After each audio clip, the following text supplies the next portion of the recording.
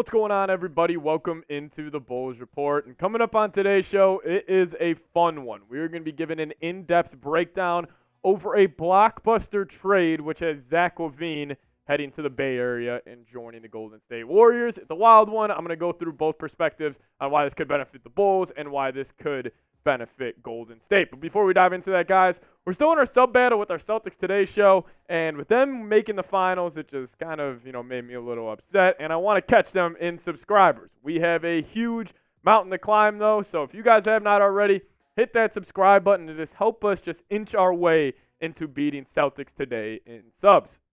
But this is the trade idea that I saw floated out there on the internet, and I thought it was pretty interesting for both sides, for both these organizations. But it was the Bulls receiving Chris Paul, Kevon Looney, and Trayce Jackson-Davis, who I like a lot, and they would be giving up Zach LaVine in this blockbuster deal. We'll be diving into each of these players, and then also on the second half of today's show, looking at it from Golden State's perspective. But I did find this quote from Chris Herring talking about the Bulls potentially acquiring Chris Paul. He was actually talking about the Bulls signing CP3 this summer if he is cut from Golden State. But hey, you could acquire him in a trade for Zach LaVine. This is what he had to say. Chicago is going to need a table setter. Who better to do that than Chris Paul, who even as he nears the age of 40 is still a solid offensive player. He wouldn't be a long-term answer for the Bulls, who have a ton of questions to answer about their roster at large, but giving them stability at guard will be a plus for a team that abruptly learned just how good point guard play matters. Having Paul would make them better, whether it's as a starter or off the bench. And listen, Chris Paul still has juice. Like, I feel like this is false narrative out there that CP3 is just a cooked product. And, I understand it from a certain extent. Like, obviously, the Golden State Warriors weren't really playing in too many big-time basketball games this past season. So I feel like people, haven't really watched what CP3 did for that bench unit for Golden State. But he was fantastic. I mean, in only 26 minutes a game, I still feel like this is incredible production for your backup point guard. I mean, still almost averaging 7 assists per night, and that's with a Golden State backup unit who by no means had a plethora of talent. It was just a bunch of no-name guys, and CP3 got the best use out of them, but still averaging 9 points, incredibly efficient, 44.4% from the field, and he's always had great hands defensively. Still was able to average, more than a steal per game, and also his offensive rating this past season was still at 123.7, which is still very good, above the league average. And, I think if you're looking at, like, the Bulls as a whole as their roster right now, like, we're all hoping Lonzo Ball does come back from this knee injury and is just, somewhat of himself. And he could be a very good backup guard in this league. But, let's just say Lonzo, he has another step back, and the Bulls would still have a big need at that backup offensive, backup point guard spot. And I think CP3 would be a great option. And, just for 1 year, you could still use him as a trade piece to match salary, maybe at the trade deadline. If the Bulls are somehow competitive next season and they wanted to go all in on a player that, could ask out from his, respective organization, I think CP3 would be a great choice. And the part I love most about this trade is moving off Zach LaVine. And, his contract is ridiculous. $43 million next season. 2025, 45.9, and in 2026, 48.9. I guarantee you, this contract will be one of the worst in the NBA over the next 3 seasons. And if the Bulls could just somehow move off that, man, it would be a huge addition and just a huge positive of this offseason. And you also look at 2 other guys that they're getting in this trade, Kevon Looney and Trayce Jackson-Davis. So I've always been a fan of Kevon Looney. I mean, if you guys have watched any playoff basketball over the past 10 seasons. He's been very, very productive. Trayce Jackson-Davis, he was fantastic with the Warriors this past year. Averaged 7.9 points a game. He was great in the dribble handoff department with guys like Curry and Clay coming off those screens. I could see him, being just as effective with Ayo Dosunmu and Kobe White in those actions.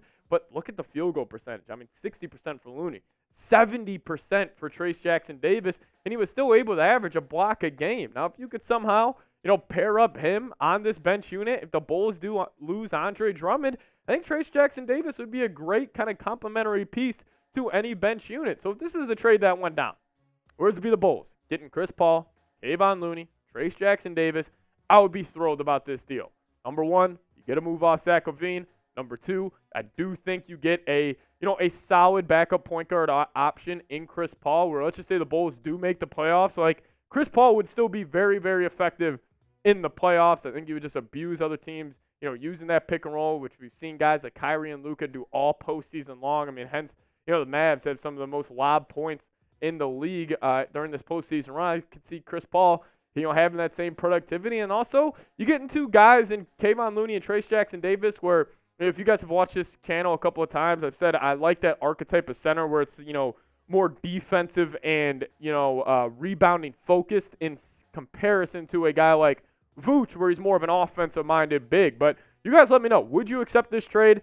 If you're a Warriors fan watching this video, I'd also love your thoughts, as well if you would do this. But, hey, salaries match. This would work out, and this is the deal where, the Bulls obviously aren't getting any draft picks. But, again, the biggest positive of this for Chicago would be moving off Zach LaVine. But let me know, would you accept this trade? A for accept or D for decline.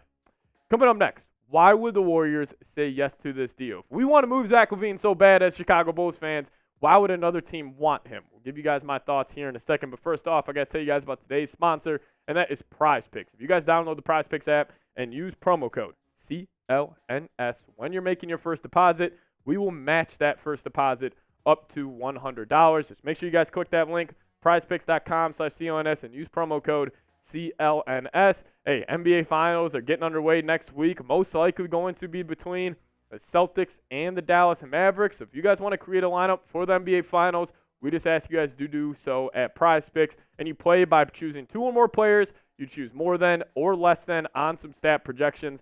You guys can put your basketball knowledge to the test and start rolling in some cash today. So pick more, pick less. It's that easy. It is Prize Picks. Hit that link, prizepicks.com/CLNS, and use promo code CLNS, and we will match your first deposit up to $100. All right, so it's Bulls-Warriors trade. So, I think from the Bulls side of things, I think they would do this in a heartbeat, even though you're not getting like an elite young player or, you're not really getting any draft capital, but, you're still getting to some, solid assets in return for LaVine. But why would the Warriors say yes? Well, LaVine's still a hell of a basketball player. And, is he a winning basketball player? I would lean no, but maybe you're in the camp where that jury's still out. And maybe you say, to yourself, like if LaVine would get in the right organization and, with that winning culture around him, they could see the best version of him. But, I mean, these numbers are fantastic. Averaging almost 25 a game over the last 3 or 4 years. This past year he was in and out of the lineup due to injury. But he did, turn around a little bit when he came back the first time. But still, this was the worst year of his NBA career. The efficiency wasn't there as well. And just, overall struggled. But could you imagine this lineup? And maybe the new death lineup for Golden State of you run out Curry, LaVine, Klay Thompson at the 3. Jonathan Kuminga has shown an ability to hold his own at the 4. And then we remember the old school Golden State Warriors death lineup. Draymond Green was able to man that 5 pretty well. I mean, I think if the Warriors, with what's going on in the Western Conference, if they kind of wanted to go all in on maybe a 2-year run with Curry, Klay, Kuminga, Draymond, I think Zach LaVine would actually be, a very solid option. And, my take about this, I think the Warriors are going to be aggressive this summer. I think they're going to try to take advantage the best they can of Curry's last elite years, because Curry was still great this past season. I mean, no doubt about it. And, I just think Golden State, I just think they're one of those teams, not many people are really talking about them. I feel like all the talk is about, like, the Knicks going all in or, like, a team like the Pelicans.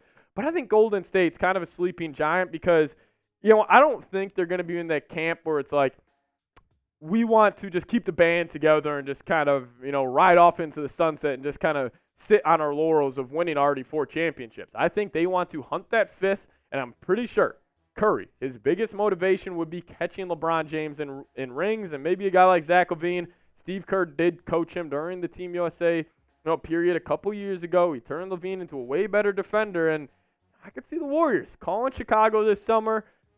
Obviously, as a Bulls fan, I would say this. I would love for the Bulls to get a guy like Jonathan Kuminga in a deal like this. I just don't think it is that likely, but if the Bulls could somehow swing Trayce Jackson-Davis and a guy like a Kevon Looney, I would, take full advantage of this opportunity that presents itself to Chicago. But you guys let me know. We'll round out today's show with this. Where will Zach LaVine play basketball next season? You guys let me know. Is it going to be with the Chicago Bulls? I've thrown out there the San Antonio Spurs. We'll probably make a full video about that, as they are a team that I think could be overly aggressive in getting, the NBA All-Star. But you guys let me know your thoughts. Where will Zach LaVine play next season? And as always, guys, thank you guys so much for watching. Just the support on the channel as of recently has been unreal. So really, thank you guys so much, and we'll see you guys next time. As always, make sure you subscribe, and yeah, thank you guys so much for watching. Make sure you are subscribed down below. Hit that sub button. See y'all next time. Go Bulls.